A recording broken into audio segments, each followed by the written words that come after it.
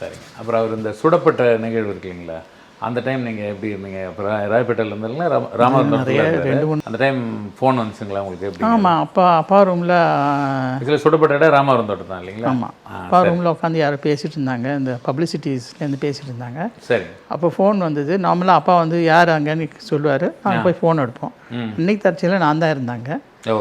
Phone எடுத்த போது நான் ஃபேமிலி டாக்டர் பிஆர்எஸ் இருக்கார் இல்லையா, அவர் பிஆர் சுப்பிரமணியம் தலைவரோட அவர் ஃபோன் பண்ணி சித்தப்பா சுட்டுட்டாங்களாமே, தெரியுமா உங்களுக்கு அப்படின்னாரு. அப்போ நான் யோசனை, இல்லை சார் யார் சொன்னா, அவங்க அப்பா அங்கேருந்து என்ன விஷயண்டான்னு கேட்டார். இல்லை இந்த மாதிரி சேச்சாவை யாரோ சுட்டுட்டாங்களாம் அப்படின்னா. அதெல்லாம் எலெக்ஷன் ஸ்டண்ட்டாக இருக்கும் கொடு போனேன் அப்படின்னு பார்த்தா, அப்புறம் அதுக்குள்ளே எங்கள் மாமா எங்கள் அம்மாவோட அண்ணன், அவர் எம்ஜிஆர் பிக்சர்ஸ் மேனேஜிங் டைரக்டராக இருந்தார். யாருங்க? குஞ்சப்பன் சொல்லி. ஓ, குஞ்சப்பன் சார். அவர் கீழே வந்தார். அவர் கத்திக்கிட்டே வந்தார், தம்பியை சுட்டுட்டாங்களான்னு எங்கள் அப்பா கிட்ட. அப்புறம் தான் அவரே கலைவர் மாச்சு வீடு முழுக்க. சரி, சரிங்க. உடனே அப்பா கிளம்பி போயிட்டாரு. நீங்களும் போனீங்களா? நாங்கள் யாரும் பறிச்சு. அப்போனா நான் சின்ன பையங்க. ஓ, சரி, சரிங்க.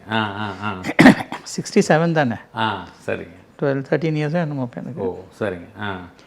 அவங்க அப்பா அம்மா எல்லாம் எல்டர்ஸ் எல்லோரும் போனாங்க.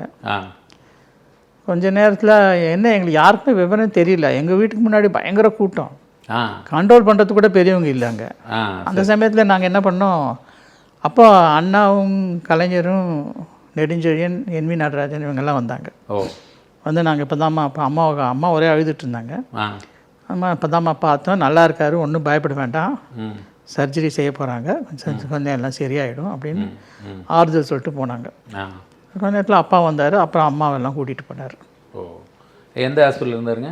அது முதல்ல Royapettah hospital, Royapettah government hospital. ஆமாம், சரி. அங்கேருந்து ஜிஹெச் கொண்டு போனாங்க.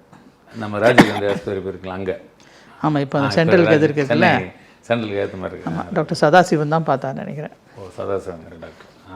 சரி. ஆக்சுவலாக இங்கே தான் இருந்தாங்க ராயப்பேட்டாவில். அப்போ இவர் நல்லா பேசிக்கிட்டு தான் இருந்தாராம். அண்ணனை பாருங்கள், அண்ணன் தான் 2 தடவை சுட்டுக்கிட்டாரு, 2 தடவை சுட்டா அண்ணனை பாருங்கன்னு சொல்லிகிட்டே இருந்தார். ஆமாம், அதுக்குள்ளே இவர் ஃபெயிண்ட் ஆகிட்டார். ஓ, அப்படியே ஸ்க்ரேப் த்ரூ ஆயிடுச்சு. இந்த காது முனி இருக்குது பார்த்தீங்களா, ஆமாம், இந்த இடத்துல தட்டி அப்படி உள்ளே போயிடுச்சு. ஓ, ஸ்கிட் ஆயிடுச்சு. இந்த காதில் அப்படி தட்டி உள்ளே போயிடுச்சு. தர்மம் தலை காத்துருச்சு.